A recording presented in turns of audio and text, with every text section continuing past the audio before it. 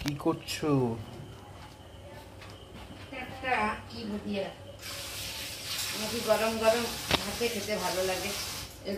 Juice সমেত এটা গরম গরম ভাতে খেতে ভালো লাগে, যে জুস সহ হাত মানে ডালের মতো একটা কিছু।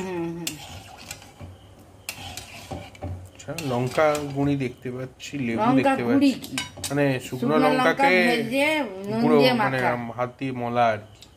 হ্যাঁ, আর একটু রসুন ভেজে চার পাঁচ কোয়া রসুনকে ভেজে ওই আচ্ছা। লঙ্কার সঙ্গে মাখা আর লেবু রস।